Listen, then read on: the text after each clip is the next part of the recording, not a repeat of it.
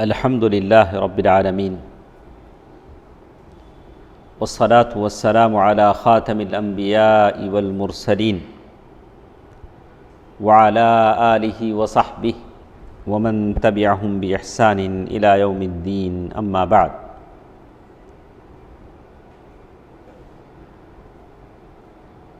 اللہ تعالیٰ سے ہم سب کی دعا ہے کہ اللہ سبحانہ و تعالی ہم سب کو عافیت عطا فرمائیں۔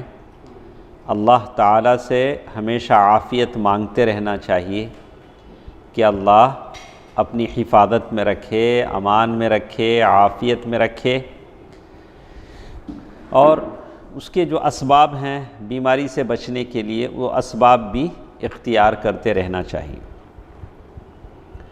الرحیق المختوم کا یہ درس ہمارے ساتھ ہے۔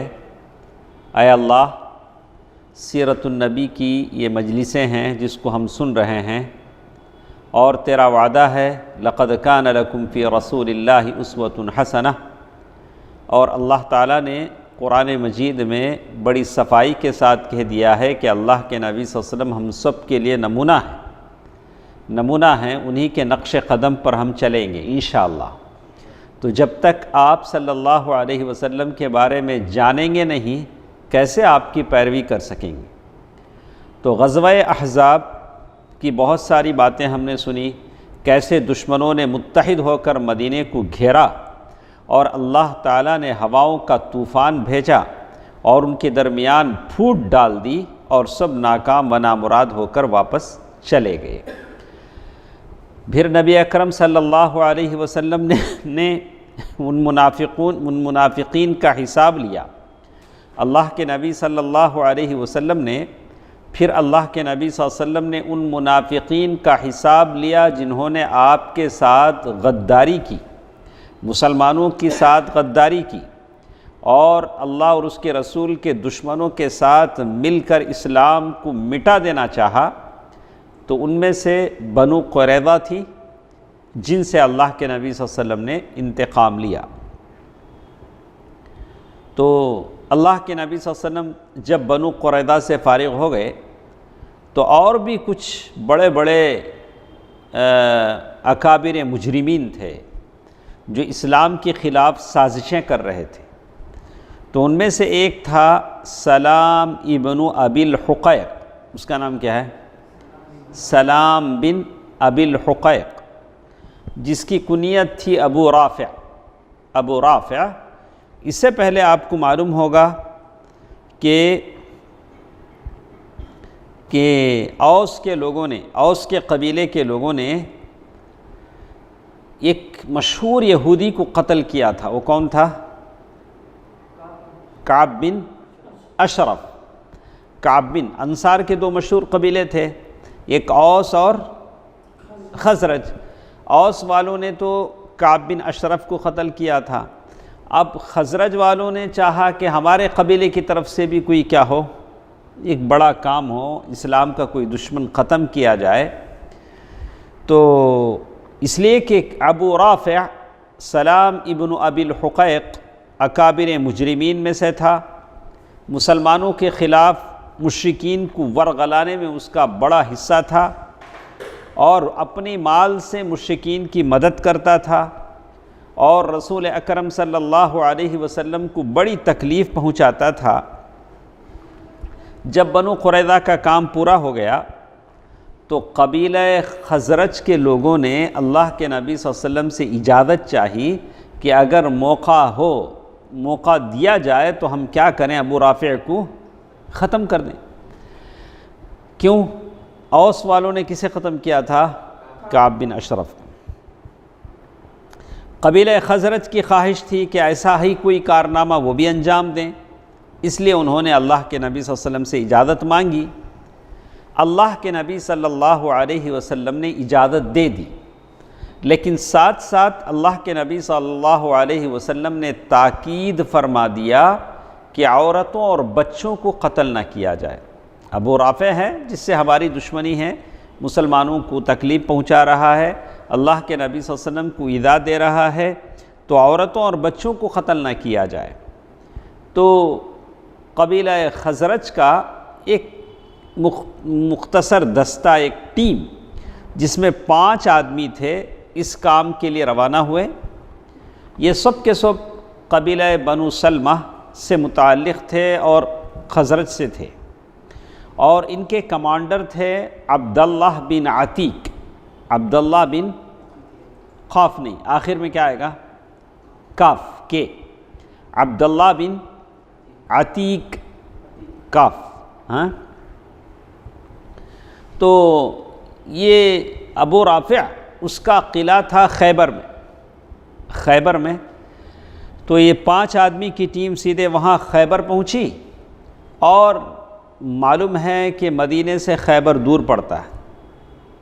اگر ہم لوگ صبح بس سے نکلیں گے تو 11 بجے یا 10 بجے کے لگ بھگ ہم کہاں پہنچیں گے؟ خیبر پہنچتے 2 گھنٹے 3 گھنٹے۔ تو خیبر جب پہنچے تو شام کا وقت ہو چکا تھا۔ وہ زمانے میں تو چل کر یا اونٹوں پر سفر کیا ہوگا صحابہ کرام نے، اور شام کا وقت ہو چکا تھا۔ وہ لوگ باہر، قلعے سے باہر آ کر کھیتوں میں کام کرتے تھے، کھجور کے باغات تھے، ابھی بھی کھجور کے باغات ہیں خیبر میں۔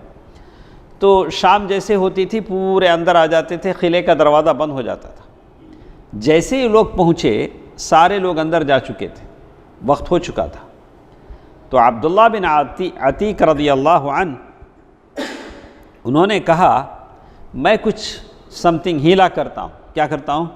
کچھ بھی کرتا ہوں کہ ہم لوگ کیا کریں، اندر کیسا بھی داخل ہو جائیں۔ تو قلعے کا جو مین گیٹ تھا اس کے قریب پہنچ کر انہوں نے کیا کیا، سر پہ کپڑا اوڑھ کے، جیسے قضائے حاجت کے لیے لوگ بیٹھتے تھے وہ زمانے میں، وہ زمانہ تو لیٹرین کا زمانہ نہیں تھا، کہیں جنگلوں میں ادھر ادھر بیٹھ جاتے تھے، تو ویسے قلعے کے قریب، دروازے کے قریب ادھر بیٹھ گئے۔ تو قلعے کا جو چوکیدار تھا، دربان جو تھا، گیٹ کیپر جو تھا، تو اس نے عبداللہ بن عتیق رضی اللہ عنہ کو دیکھا کہ کوئی آدمی ہے اندر آنے والا، ابھی قضائے حاجت کر رہا ہے۔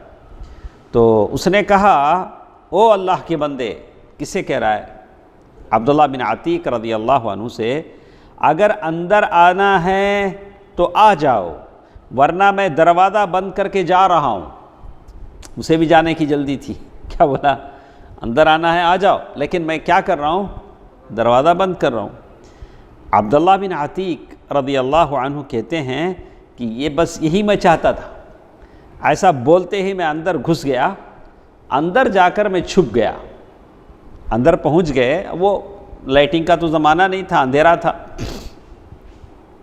جب سب لوگ اندر آ گئے تو گیٹ کیپر جو تھا، پہرے دار، اس نے دروازہ بند کر کے ایک کھونٹی سے کیا کیا، چابیاں لٹکا دی، دروازے کی جو چابیاں تھیں وہ چابیاں لٹکا دی۔ عبداللہ بن عتیق رضی اللہ عنہ یہ اندر ہیں، باقی ان کے 4 ساتھی باہر ہیں۔ اب تلاش کرنا تھا ابو رافع بالا خانے پہ رہتا تھا، اوپر، بالکونی بولتے نا ہمیں، اوپر اندر ایک دم ٹاپ فلور پہ وہ رہتا تھا، اور وہاں اس کی مجلس ہوا کرتی تھی، سارے بیٹھتے تھے، باتیں ہوتی تھی، پینا پلانا ہوتا تھا۔ تو ساری مجلس ختم ہو گئی تو میں بالا خانے کی طرف چڑھنے لگا، اس کا جہاں کمرہ تھا وہاں میں چڑھنے لگا۔ تو کہتے ہیں کہ جیسے جیسے میں اندر جاتا، دروازہ کھول کے اندر جاتا، وہ دروازہ اندر سے بند کرتے جاتا۔ کیا رفیق بھائی، کتنا ہمت کا کام! جیسے جیسے اندر جا رہے ہیں دروازہ کھول کر کیا کر رہے ہیں، اندر سے دروازہ کیا کر رہے ہیں، بند کر لے رہے ہیں، اس امید میں کہ اگر میری موجودگی کا کسی کو، باہر والوں کو علم بھی ہو تو ان کے آنے تک میں میرا کام کیا کر دوں، پورا کر لوں۔ اور میں جو کوئی دروازہ بھی کھولتا اسے اندر کی جانب سے بند کر لیتا۔ میں نے سوچا کہ اگر لوگوں کو میرا پتہ لگ بھی گیا تو اپنے پاس ان کے پہنچنے سے پہلے میں ابو رافع کا کام تمام کر دوں گا۔ اس طرح میں اس کے پاس پہنچ گیا، لیکن مشکل کیا تھی؟ اللہ کے نبی صلی اللہ علیہ وسلم، میں نے دیکھا کہ وہ اپنے بال بچوں کے درمیان ایک اندھیرے کمرے میں تھا. جس کمرے میں ابو رافع تھا ایک دم ڈارک اندھیرا کمرہ، اسی کمرے میں اس کے بیوی بچے بھی تھے. اور اللہ کے نبی صلی اللہ علیہ وسلم کی نصیحت کیا تھی؟ عورتوں کو اور بچوں کو کیا نہیں کرنا؟ قتل نہیں کرنا. لیکن اندھیرے میں کیسے پہچانوں کہ ابو رافع ہے کہاں، اس کے بچے کہاں ہیں، بیوی کہاں ہیں، کیسے شناخت ہو، کیسے پہچانوں؟ اور مجھے معلوم نہ تھا کہ وہ اس کمرے میں کس جگہ ہے. اس لیے میں نے کہا زور سے ابو رافع کا نام لے کے پکارے، ابو رافع. تو اس کو بڑا تعجب ہوا، میرے کمرے میں یہ کون آ گیا؟ اس نے کہا یہ کون؟ تو جیسے ہی آواز آئی میں نے جھٹ آواز کی طرف لپک کر اس پر تلوار کی ایک مار ماری. آواز جہاں سے آ رہی میں نے کیا کیا؟ وہاں مار مارا. تو عبداللہ بن عتیق رضی اللہ عنہ فرماتے ہیں کہ لیکن میں اس وقت ہڑبڑایا ہوا تھا، پریشان تھا، اس لیے کچھ نہ کر سکا. ادھر اس نے زور کی چیخ ماری، لہٰذا میں جھٹ کمرے سے باہر نکل گیا اور ذرا دور ٹہر کر پھر آ گیا اور آواز چینج کر کے بولا ابو رافع. یہ کیسی آواز تھی؟ حالانکہ خود ہی بولے، آواز چینج کر کے پھر کیا بولے؟ کون یہ اندر آ گئے، یہ کس کی آواز تھی؟ تو ابو رافع نے کہا تیری ماں برباد ہو. ایک عربی زبان کا ایک مقولہ تھا، جیسے لوگ بولتے ہیں تیرا ستیہ ناس ہو، تیرا ڈولا نکلے، ویسے عربی میں بھی ایسی باتیں بولی جاتی تھیں. کیوں بھائی بولتے نہیں بولتے سر؟ ہاں ایسا بولتے نہیں؟ اچھا تو اس نے کہا کہ تیری ماں برباد ہو، یہ ایک آدمی نے ابھی مجھے اس کمرے میں تلوار ماری ہے. وہ سمجھا کہ کوئی دوسرا آدمی بول رہا ہے. عبداللہ بن عتیق کہتے ہیں کہ اب میں نے ایک زوردار ضرب لگائی جس سے وہ خون میں لت پت ہو گیا. اب میں نے کریکٹ دیکھ کے مارا تو اب کیا ہو گیا، لیکن اب بھی میں اسے قتل نہ کر سکا. اس لیے میں نے تلوار کی نوک اس کی پیٹھ پر رکھ کر دبا دی اور وہ اس کی پیٹھ تک جا رہی. میں سمجھ گیا کہ میں نے اسے قتل کر لیا ہے. اس لیے اب میں ایک ایک دروازہ کھولتا ہوا واپس ہوا. اب وہاں سے واپس جب آ رہے ہیں تو ایک جگہ پہنچ کر عبداللہ بن عتیق رضی اللہ عنہ نے سمجھا کہ نیچے زمین ہے، سیڑھی ختم ہو چکی ہے. جیسے انہوں نے پیر ڈالا، زمین ابھی نہیں آئی تھی، وہاں بھی سیڑھی ہی تھی، وہاں سے نیچے گر پڑے اور نیچے گر پڑے اور پاؤں رکھا تو نیچے گر پڑے. چاندنی رات تھی، دیکھا تو پنڈلی سرک گئی تھی. جو پنڈلی ہوتی ہے وہ اپنی جگہ سے کیا ہو گئی تھی؟ ٹل گئی. میرا جو ٹربن تھا، پگڑی تھی، اس سے میں نے کس کر باندھا اور دروازے پر آ کر بیٹھ گیا. جو مین گیٹ تھا وہاں آ کر میں نے بیٹھ گیا. اندھیرا تھا، کوئی کسی کو پہچانتا نہیں تھا. اور میں نے دل میں کہا کہ جب تک مجھے یقین نہ ہو کہ میں نے اپنا کام پورا کر لیا ہے میں یہاں سے نہیں جاؤں گا. وہاں بیٹھ گئے. تو جب تھوڑی دیر ہوئی اور مرغ نے بانگ دیا. مرغ کم بانگ دیتا؟ سحر کے وقت. اب تو تھوڑے لیٹسٹ مرغے آئے ہیں، رات بھر بانگ دیتے رہتے. ہاں نہیں، ایسا ہو رہا ہے ابھی. مجھے تعجب ہوتا ہے، جیسے ہمارا ٹائم ٹیبل بدل گیا ہے، جانوروں کا ٹائم ٹیبل بھی کیا نہیں رہا، صحیح نہیں رہا. ہمارے گھر کے پاس ایک مرغا ہے، 24 گھنٹے بولتا ہے، اسے کوئی ٹائم ہی نہیں کب بولنا ہے. تو مرغ نے بانگ دی. تو مرغ جب بانگ دیا تو اس زمانے میں ہوتا تھا، میسیجز کا تو زمانہ نہیں تھا، تو قلعے کے اوپر چڑھ کر ایک اعلان کرتا تھا. اس کو بولتے تھے موت کا اعلان کرنے والا. کوئی بھی مر جاتا تو قلعے کے فصیل پر چڑھ کر وہ ایک مخصوص جگہ کھڑے ہو کر اعلان کرتا تھا. تو بلند آواز سے پکارا اس نے. وہاں سے وہ آواز سنا. میں کیا اعلان ہو رہا ہے؟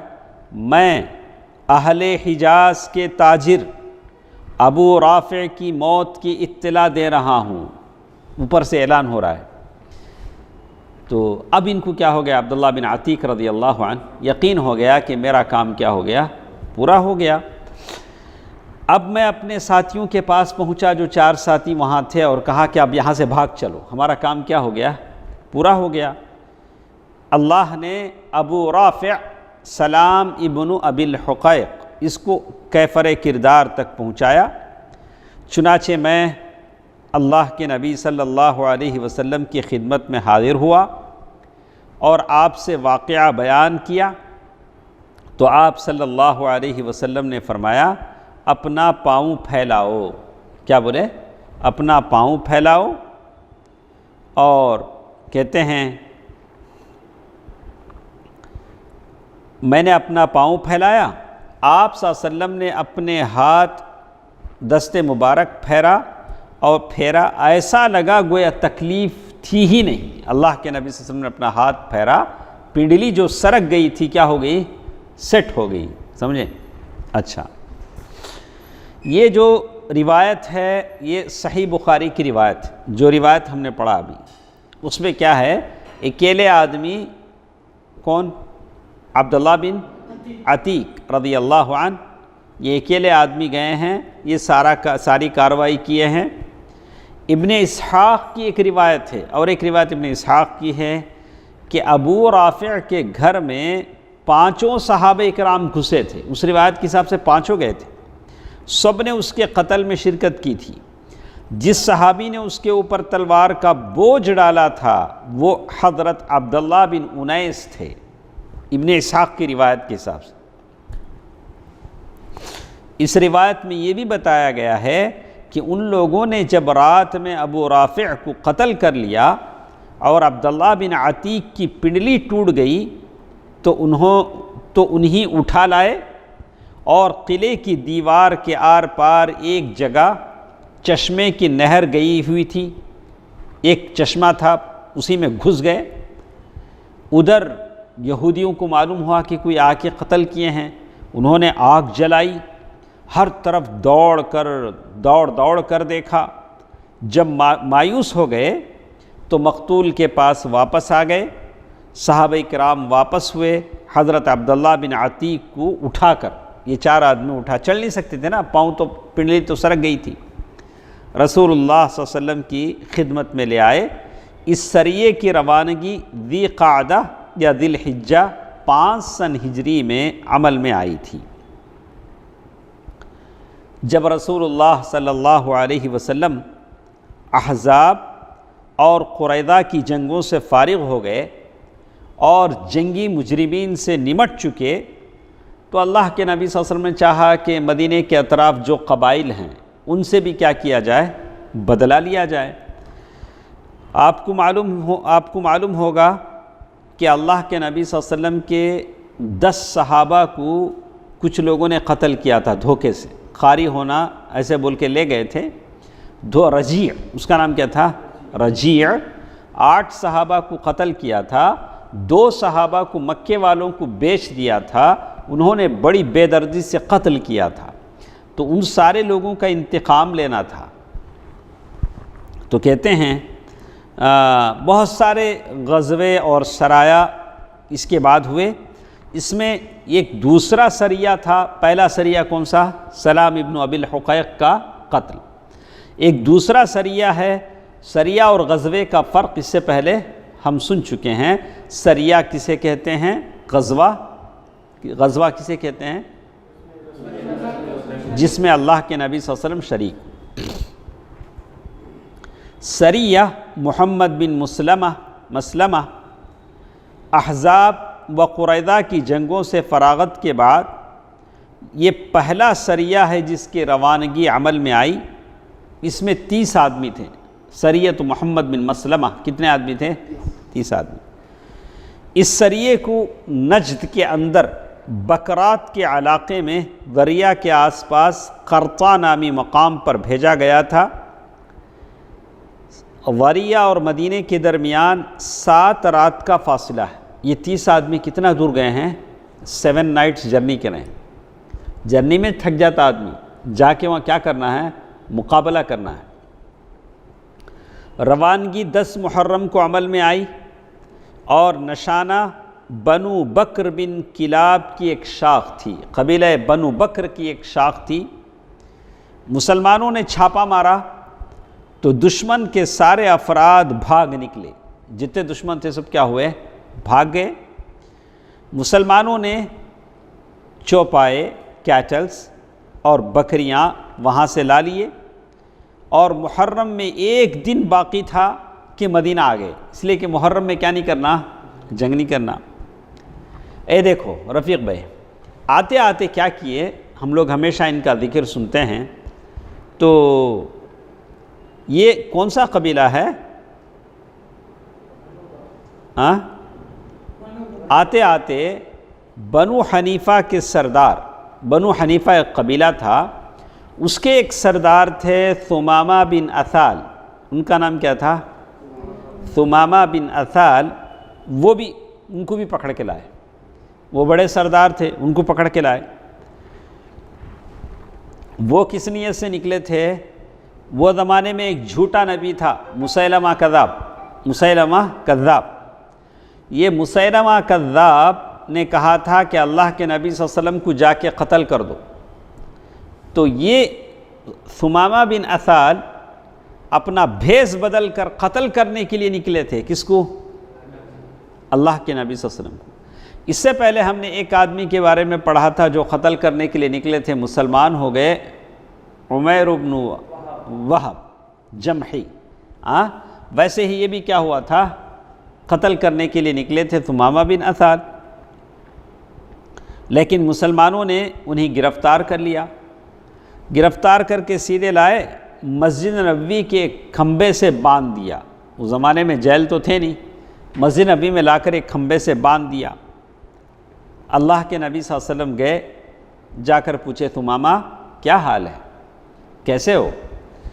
دیکھیے ایسا کوئی پوچھتا، ایک معمولی قیدی ہے جس کو قید کر کے لایا گیا ہے، اللہ کے نبی صلی اللہ علیہ وسلم جا کر پوچھ رہے ہیں، تو ہم اس دنیا میں دیکھتے ہیں کہ 10 سال 20 سال لوگ بوڑھے ہو جاتے ہیں جیلوں میں، ان کا کیس ٹیبل پر نہیں آتا ہے، ان کی طرف سے کوئی وکالت کرنے والا نہیں ہوتا ہے۔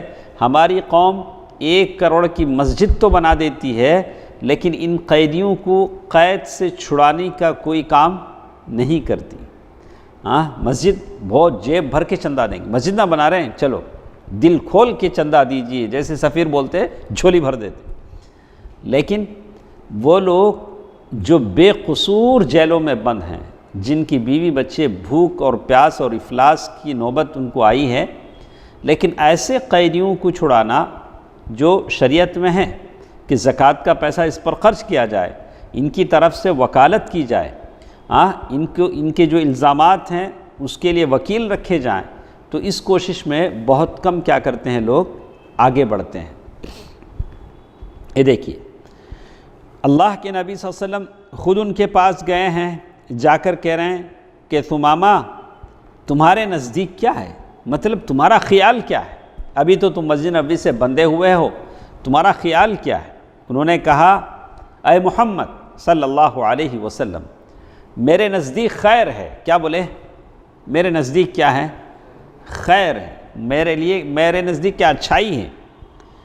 اگر تم مجھے قتل کرو گے تو یہ خون والے کو قتل کرو گے، ذا دم، اور اگر احسان کرو گے تو یہ قدردان پر احسان کرو گے، کوئی بات نہیں ہے، قتل کر دو گے تو ٹھیک ہے، اگر احسان کرتے ہو تو میں بہت بڑا قابل قدر آدمی ہوں، اور اگر مال چاہتے ہو تو جو چاہو مانگ لو، مجھے چھوڑنے کے لیے جتنا مال چاہو مانگ لو۔ تو اس کے بعد اللہ کے نبی صلی اللہ علیہ وسلم نے کچھ جواب نہیں دیا، اسی حالت پر چھوڑ دیا۔ پھر دوبارہ گزرے تو پھر وہی سوال کیا، اور ثمامہ رضی اللہ تعالیٰ عنہ نے وہی جواب دیا۔ اس کے بعد آپ تیسری بار گزرے تو پھر وہی سوال و جواب ہوا، سوال وہی جواب وہی۔ اس کے بعد اللہ کے نبی صلی اللہ علیہ وسلم نے صحابہ کرام سے فرمایا ایسا کرو، ثمامہ کو آزاد کر دو۔ کیا کرو؟ ثمامہ کو فری کر دو، آزاد کر دو۔ ثمامہ وہاں سے آزاد ہوئے، قید سے آزاد ہوئے، لیکن اسلام کے شکنجے میں قید ہو گئے۔ جسمانی قید سے آزاد ہوئے، لیکن ان کا دل و جسم دونوں کیا ہو گئے؟ اسلام کے قید میں آ گئے۔ کہتے ہیں وہاں سے اللہ کے صحابہ نے ان کو چھوڑا، سیدھے گئے اور قریب میں ایک کھجور کا باغیچہ تھا، وہاں پانی کا ایک چشمہ تھا، وہاں جا کر غسل کیا اور آپ صلی اللہ علیہ وسلم کے پاس آ کر مسلمان ہو گئے۔ کوئی پریشر نہیں، کوئی بہکانا نہیں، کوئی دباؤ نہیں، کوئی لالچ نہیں کہ تم مسلمان ہو جاؤ تو ایسا ہوگا، بزنس لگا کے دیں گے، تمہاری شادی کسی خوبصورت لڑکی سے کر دیں گے، ایسی کوئی باتیں ہمارے پاس نہیں ہیں۔ اسلام آیا اور بیاں ہے۔ اسلام کیا ہے؟ لوگ کہتے ہیں کہ لوگ مسلمان ہوتے ہیں، بتائیں کیوں نہیں ہوں گے؟ ہر بچہ کس پر پیدا ہوتا ہے؟ فطرت پر پیدا ہوتا ہے، ہم اس کے ساتھ کچھ نہیں کرتے ہیں، وہ اپنی فطرت پر واپس آتا ہے، وہ اپنی فطرت پر کیا ہو رہا ہے؟ واپس آ رہا ہے۔ ہم نے کوئی دباؤ نہیں کیا، ہم نے اسے کوئی لالچ نہیں دیا، ہم نے اسے کوئی رغبت نہیں دلایا، بس بات اتنی تھی کہ کل کا بھولا بسرا کیا ہوا، وہ خود کیا ہوا، گھر واپس آیا ہے، بس اتنی سی بات۔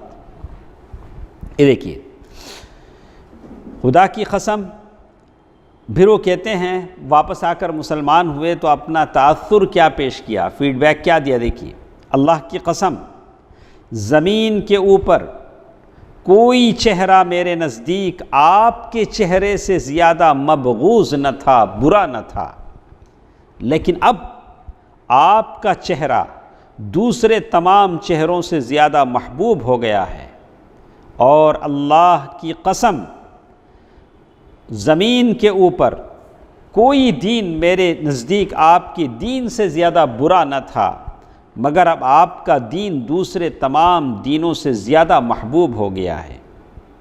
اور ساتھ ساتھ ثمامہ بن اثال رضی اللہ عنہ نے کہا، اللہ کے نبی صلی اللہ علیہ وسلم میں مسلمان ہو گیا ہوں۔ جب آپ کے صحابہ نے مجھے اریسٹ کیا تھا، گرفتار کیا تھا، میں نیت کر کے عمرے کے لیے نکلا تھا۔ کہاں جانا چاہ رہا تھا؟ میں عمرہ جانا چاہ رہا تھا، آپ کے لوگوں نے مجھے کیا کر لیا؟ گرفتار کر لیا۔ تو اللہ کے نبی صلی اللہ علیہ وسلم فرمایا خوش رہو، خوش رہو، اور حکم دیا کہ جاؤ جا کر عمرہ کر لو، عمرہ کر لو۔ تو ثمامہ بن اثال رضی اللہ عنہ مکہ پہنچے۔ مکہ پہنچے تو مکے میں بڑے بڑے لوگ ہیں، انہوں نے جیسے ہی ثمامہ بن اثال رضی اللہ عنہ کو دیکھا تو کہا، ثمامہ تم بد دین ہو گئے ہو، تم کیا ہو گئے ہو؟ تم دین سے کیا ہو گئے ہو؟ پھر گئے ہو۔ ان کی منطق الٹی تھی، ان کی گنگا الٹی بہتی تھی، نہیں پانی ایسا جانا کہ تو کیسے جاتا ہو؟ ایسا جاتا تھا۔ تو وہ لوگ یہی سمجھتے تھے کہ مسلمان ہونے کا مطلب ہے کہ کیا ہو؟ آدمی بد دین ہو جائے۔ انہوں نے کہا کہ تم کیا ہو گئے ہو؟ بد دین ہو گئے ہو۔ ثمامہ رضی اللہ تعالیٰ عنہ نے کہا کہ نہیں، بلکہ میں محمد صلی اللہ علیہ وسلم کے ہاتھ پر مسلمان ہو گیا ہوں۔ اور ساتھ ساتھ کیا ہوتا تھا؟ دیکھیے اسلام ایسی چیز ہے جو جب کسی چیز میں آ جاتی ہے تو وہ اپنا کام کرنا شروع کرتی ہے۔ ایسا نہیں کہ یہ ایک وال کلاک ہے، جب تک آپ بیٹری نہیں ڈالیں اس میں وہ کام نہیں کرتی ہے، لیکن جیسے ہی بیٹری ڈالیں آورس وہ بھی چلنے لگتا ہے، سیکنڈ کا کاٹا وہ بھی چلنے لگتا ہے، یعنی تمام کاٹے اس میں چلنے لگتے ہیں، وہ ٹک ٹک کیا کرنے لگتی ہے؟ آواز کرنے لگتی ہے۔ بالکل اسلام کا یہی معاملہ ہوتا ہے، سمجھ میں آیا؟ کون؟ اچھا، تو اسلام کا یہی حال ہوتا ہے، اسلام کے ساتھ یہی باتیں ہوتی ہیں۔ تو ثمامہ بن اثال رضی اللہ عنہ کہتے ہیں کہ جیسے ہی عمرہ کیا مکے کے لوگوں سے ثمامہ بن اثال رضی اللہ عنہ نے کہا کہ دیکھیے اللہ کی قسم تمہارے پاس یمامہ سے گیہوں کا ایک دانہ نہیں آ سکتا، اس لیے کہ ان کے پاس گیہوں کہاں سے آتا تھا؟ یمامہ سے آتا تھا۔ دیکھیے جو جرأت ان کے پاس ہے آج وہ جرأت ہمارے پاس نہیں، ہم ایسا کوئی یہ نہیں کر سکتے۔ تو وہ زمانے میں ثمامہ بن اثال رضی اللہ عنہ نے کہا کہ میرے پاس سے تم کو گیہوں آتا ہے، اور آج کے بعد گیہوں کا ایک دانہ یمامہ سے مکہ نہیں آئے گا۔ اور یمامہ مکے والوں کے لیے کھیتی کی حیثیت رکھتا تھا، وہاں سے گیہوں آئے تبھی ان کو گیہوں ملتا تھا، ورنہ گیہوں نہیں ملتا تھا۔ اب ثمامہ بن اثال رضی اللہ عنہ واپس یمامہ گئے اور گیہوں کی رسد کیا کر دی؟ روک دی، بولا کہ گیہوں نہیں جائے گا۔ اب مکے کے لوگ سخت مشکل میں پڑ گئے، بولے کہ گیہوں نہیں تو کھائیں گے کیا کریں گے؟ تو انہوں نے اللہ کے نبی صلی اللہ علیہ وسلم کو قرابت کا واسطہ دیا، بولا اللہ کے نبی صلی اللہ علیہ وسلم ہم آپ کے رشتہ دار ہیں، بھلے کافر ہیں مشرک ہیں، آپ ثمامہ بن اثال ان کو خط لکھ دیں کہ جو گیہوں ہمارا بند ہوا ہے اسے کیا کریں، ہم کو جاری کروا دیں۔ تو اس طرح سے ثمامہ بن اثال رضی اللہ تعالیٰ عنہ کا اسلام ہے۔ اسی طرح ایک اور غزوہ ہے غزوہ بنو لحیان۔ یہ کون سا ہے؟ غزوہ بنو لحیان۔ یہ لوگ وہی ہیں، یہ قبیلہ وہی ہے جنہوں نے مقام رجیع میں 10 صحابہ کرام کو دھوکے سے گھیر کر 8 کو قتل کر دیا تھا اور 2 کو مکے والوں کے ہاتھ بیچ دیا تھا، جہاں وہ دونوں بے دردی سے قتل کیے گئے تھے۔ لیکن مشکل کیا تھی؟ یہ بنو لحیان کا جو قبیلہ تھا مدینے سے دور اندر حجاز میں مکے کے قریب تک چلے جاتا تھا۔ اگر وہاں ان کو حملہ کرنا بولے تو ایسے لگے کہ آپ مکے کے بارڈر پر پہنچ گئے، ان سے حملہ کرتے کرتے ایک بڑے دشمن کے قریب پہنچ جانے والی بات تھی۔ لیکن چونکہ ان کا علاقہ حجاز کے اندر بہت دور حدود مکہ سے قریب تھا، اور اس وقت مسلمانوں اور قریش و اعراب کے درمیان سخت کشاکش برپا تھی، اس لیے رسول اللہ صلی اللہ علیہ وسلم اس علاقے میں بہت اندر تک گھس کر بڑے دشمن کے قریب چلے جانا مناسب نہیں سمجھتے تھے۔ بڑا دشمن کون رفیق میں؟ قریش۔ بنو لحیان پر حملہ کرنے کے لیے جانا کا تو کہاں تک جائیں گے؟ قریش تک جانا پڑے گا۔ لیکن جب کفار کے مختلف گروہوں کے درمیان پھوٹ پڑ گئی، ان کے عزائم کمزور پڑ گئے اور انہوں نے حالات کے سامنے بڑی حد تک گھٹنے ٹیک دیے، تو آپ صلی اللہ علیہ وسلم نے محسوس کیا کہ اب بنو لحیان سے رجیع کے مقتولین کا بدلہ لینے کا وقت آ گیا ہے۔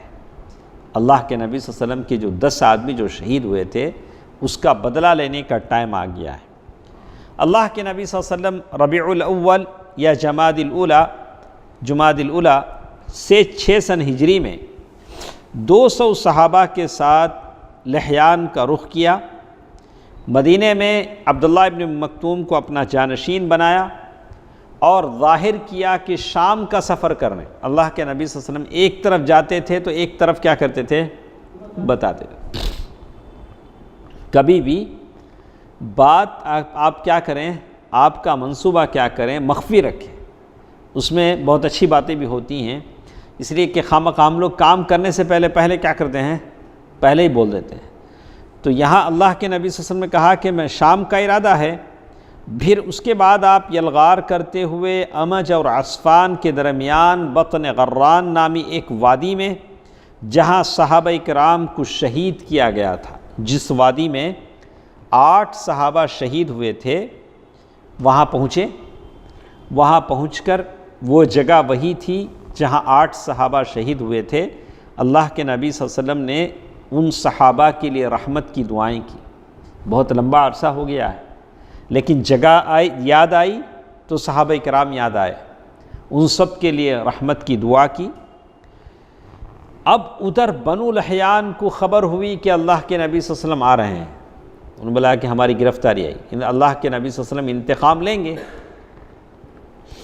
تو وہ پہاڑ کی چوٹیوں پر نکل گئے، سب گاؤں چھوڑ کے کیا ہو گئے، پہاڑ کے اوپر بھاگ گئے، اور ان کا کوئی بھی آدمی گرفت میں نہ آ سکا۔ آپ صلی اللہ علیہ وسلم ان کی سرزمین میں 2 دن تک قیام کیا۔ اس دوران اللہ کے نبی صلی اللہ علیہ وسلم نے بہت سارے سریے بھیجے، لیکن بنو لحیان مل نہیں سکے۔ اس کے بعد آپ نے عسفان کا قصد کیا، وہاں سے 10 شہسوار قرع الغمیم بھیجے تاکہ قریش کو بھی آپ کی آمد کی اطلاع ہو جائے، قریش بھی جان لیں کہ اللہ کے نبی صلی اللہ علیہ وسلم یہاں تک آ کر حملہ کر کے واپس جا رہے ہیں۔ اس کے بعد پورے 14 دن مدینے سے باہر گزار کر آپ صلی اللہ علیہ وسلم مدینہ واپس آئے۔ دیکھیے ایک مسلسل جد و جہد ہے، جیسے کچھ تصویر پیش کی جاتی ہے اللہ کے نبی صلی اللہ علیہ وسلم بڑے اس سے اپنے گھر میں ہیں، ایسی بات نہیں ہے۔ آپ نے کہا کہ بنو جنگ احزاب میں کئی دن، پھر اس کے بعد بنو قریظہ کے حصار میں کئی دن، کئی ہفتے اللہ کے نبی صلی اللہ علیہ وسلم گھر سے باہر ہیں۔ اب یہاں اللہ کے نبی صلی اللہ علیہ وسلم 14 دن گھر سے باہر ہیں۔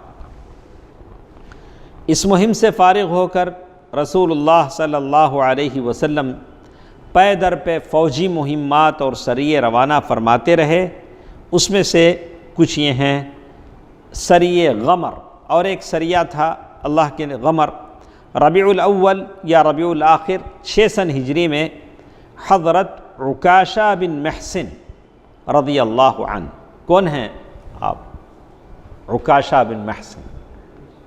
آپ ان میں سے ان کی طرح نہیں ہونا چاہتے؟ ہاں